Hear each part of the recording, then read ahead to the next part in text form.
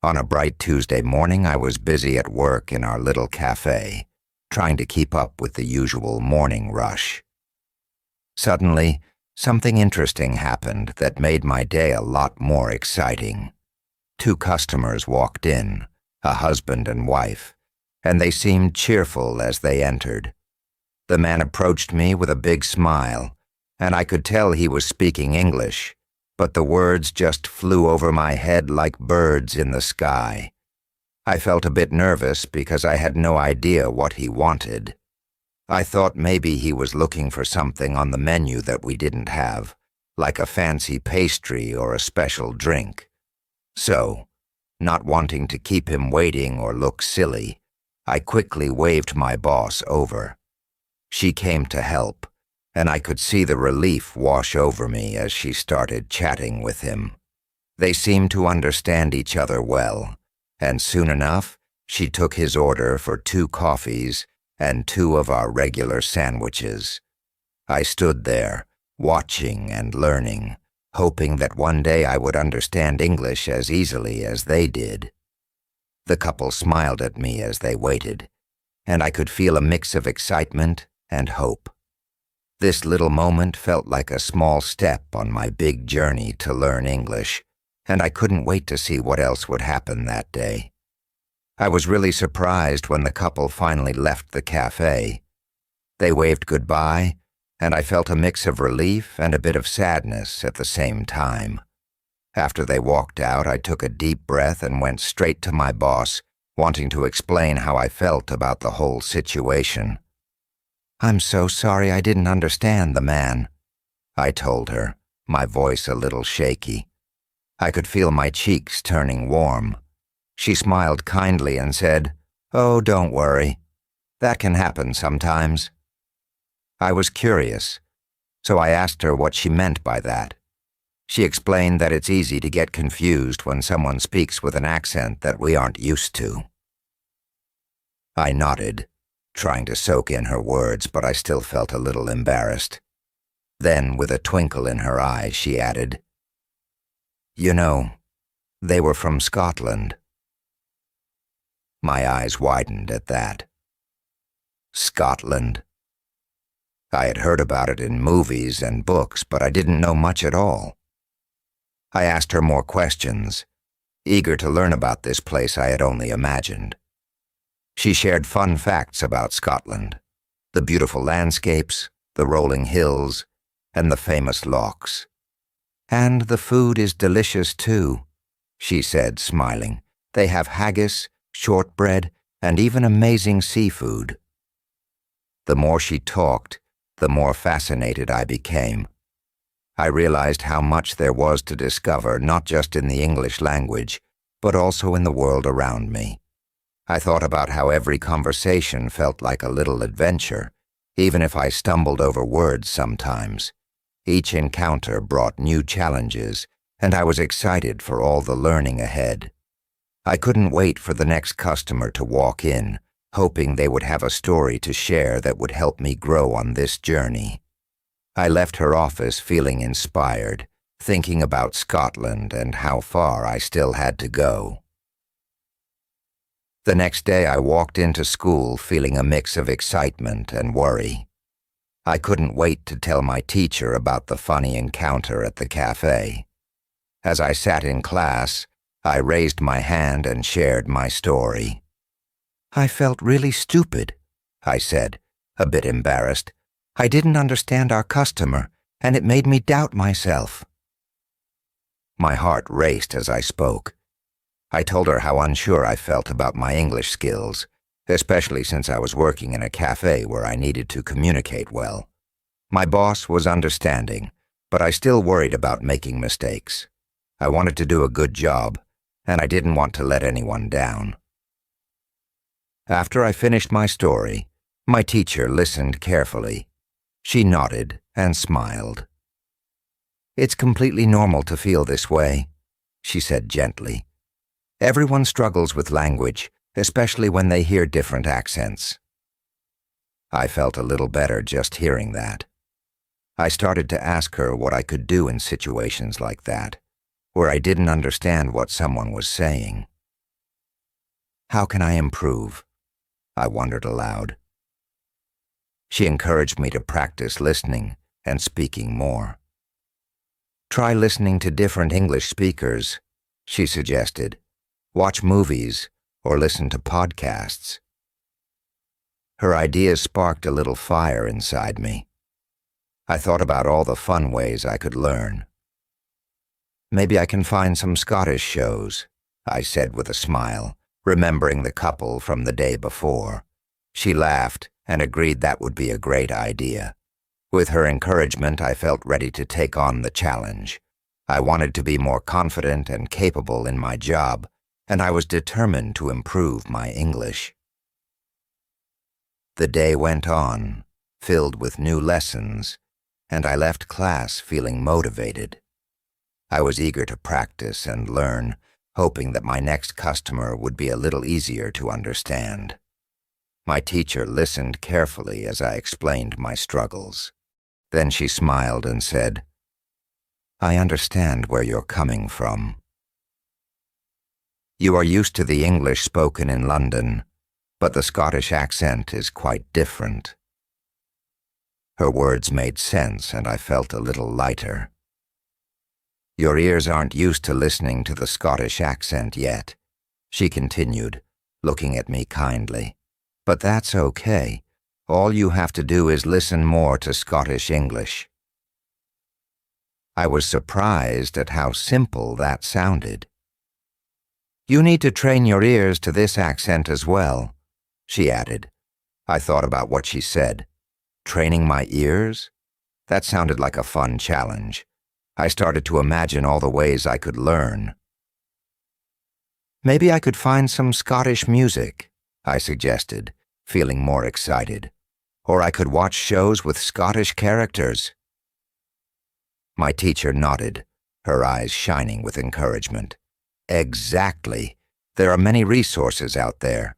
The more you listen, the easier it will become." I began to picture myself watching movies set in Scotland, laughing at the funny characters and trying to catch their words. "Don't worry if you don't understand everything at first," she said. "It takes time. Just keep practicing." Her confidence in me made me feel stronger. I realized that I wasn't alone in this journey. Everyone had to start somewhere, and even my teacher had faced challenges when learning languages. "You're doing great," she added with a smile. "Each little step counts." I left her classroom feeling inspired and ready to dive into this new adventure. I couldn't wait to find some Scottish shows to watch and start training my ears. The thought of connecting with new accents excited me, and I felt hopeful about what was to come. When I first landed in England, my heart raced with excitement, but I was also filled with a bit of nervousness. I had always thought I was pretty good at English back home. I could chat with friends and understand most of what I read. But the moment I stepped into that bustling airport, I was hit with a wave of thick accents that made my head spin. People spoke so quickly, and the words seemed to dance around me, making it hard to catch even a single one.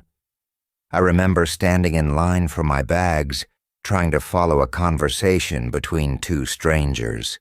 They were laughing and joking, and I could only manage to smile, pretending I understood everything. Inside, though, I felt completely lost. It was a strange feeling, realizing that the English I knew didn't quite match what I was hearing. I thought, what's happening? This is supposed to be English. I had imagined myself chatting with locals, confidently asking for directions or ordering food, but instead I felt like a fish out of water.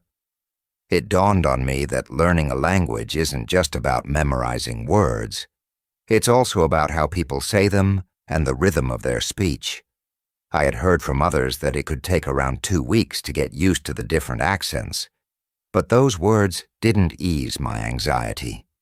Every day I stepped out of my small room, determined to dive into this new world and absorb as much as I could. I would sit in cafes, eavesdropping on conversations, trying to catch bits and pieces. Little did I know the real journey was just beginning, and I was about to discover so much more than just a new language. After a few days in England, I found myself sitting in a cozy cafe, sipping tea, and watching people chat around me. I was still struggling to catch what they were saying. One afternoon, I turned to a friendly woman at the next table, hoping she could help.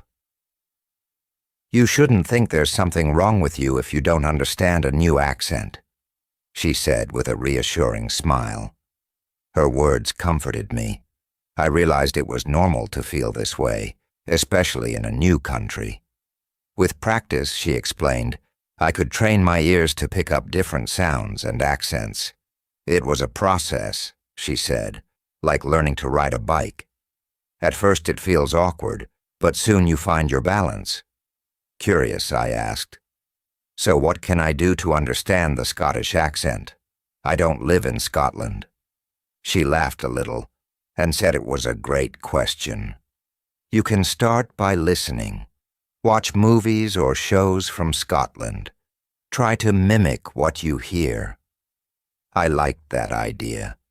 It felt like a fun challenge. And don't be shy about asking people to repeat themselves, she added. Most folks are happy to help.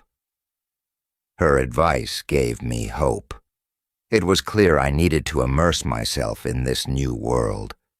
I started to think about all the ways I could learn and connect with people. Little did I know, this journey was going to change me in ways I never expected.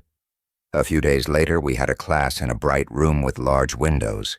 Our teacher, a kind woman with a warm smile, stood at the front, excited to share tips on understanding different accents. She said, "You can watch films with Scottish English or enjoy situation comedies from Scotland, and soon you will understand." I sat up a little straighter, feeling a spark of hope. It was such a simple idea, but it made sense. I loved watching movies back home, and now I could do that here too, just with a Scottish twist.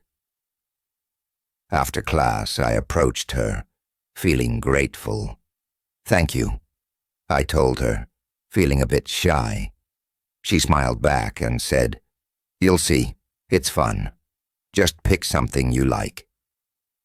I felt my excitement growing. Maybe I could start with a comedy. I remembered seeing some funny clips online. They always made me laugh, even if I didn't catch every word. As I left the classroom, I started thinking about all the possibilities. I could invite some friends over to watch, too. We could laugh together while learning.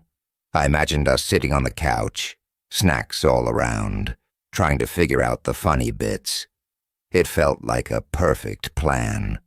This journey was starting to feel more like an adventure. Little did I know, this was just the beginning of my quest to understand not just the language, but the culture, too. After school, I headed back to my job at the cafe. I loved working there, even though I was still getting used to the busy atmosphere. Around 4 o'clock, just as the sun began to set, 2 interesting customers walked in. They seemed different from the usual crowd. I could tell right away they weren't from Scotland. Their accents were a mix of languages, and they spoke with excitement. I felt a little nervous, but also curious. As they sat down at a table near the window, I approached them with a smile. "Hello, what can I get for you?" I asked, trying to sound confident. They smiled back and asked about the menu. One of them, a tall man with curly hair, said, "What's good here?" I started to explain our special cakes and coffees, feeling proud to share my favorite things. While I talked, I noticed they were trying to understand me.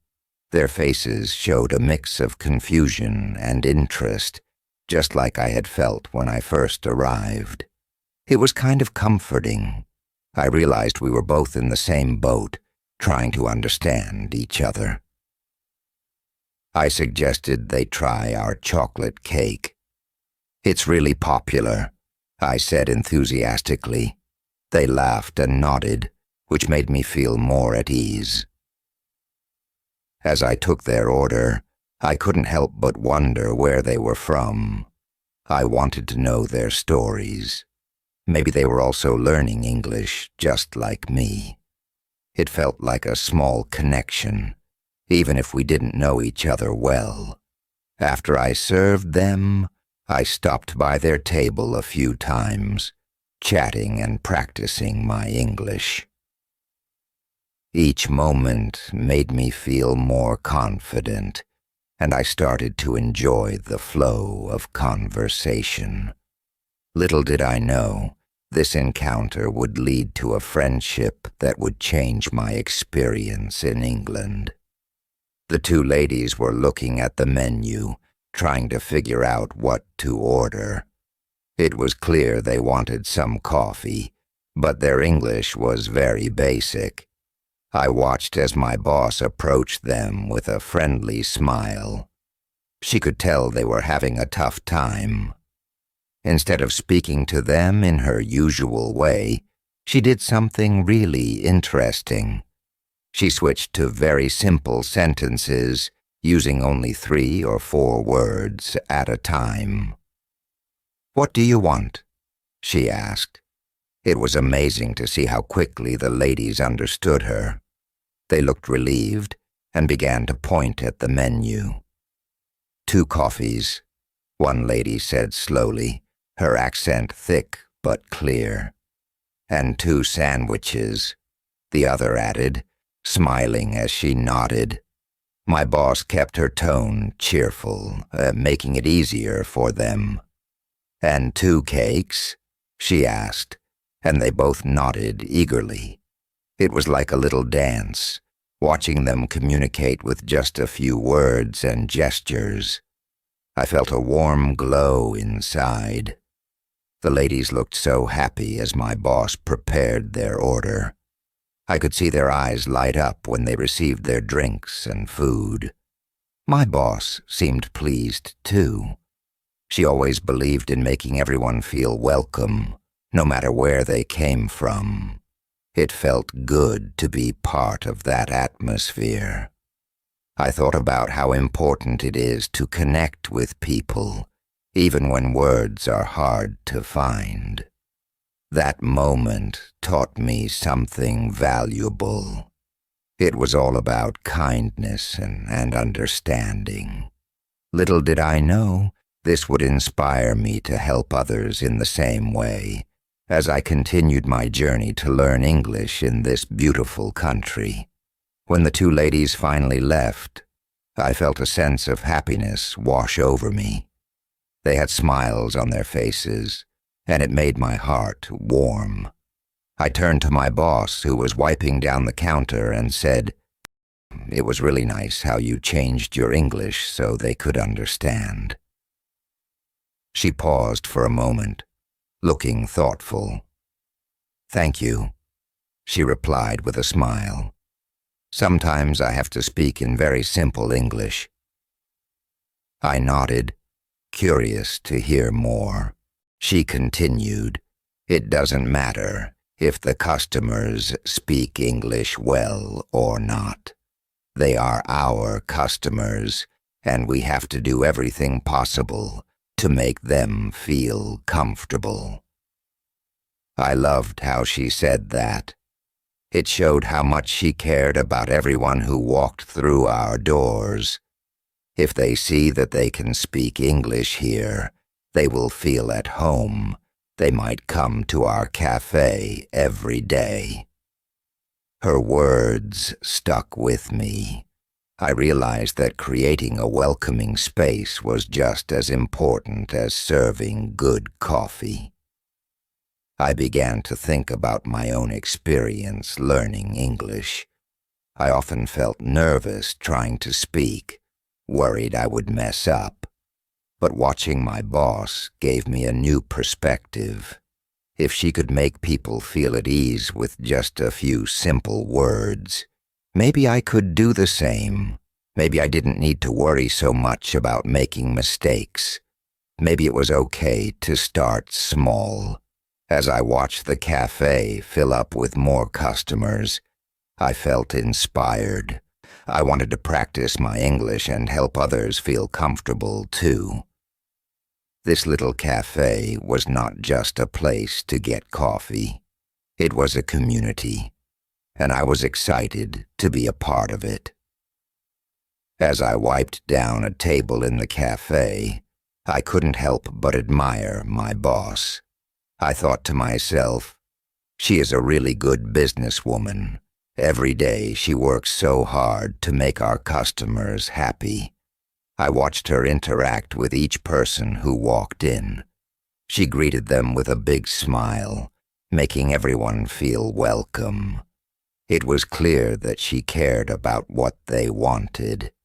If someone looked confused, she would explain the menu patiently.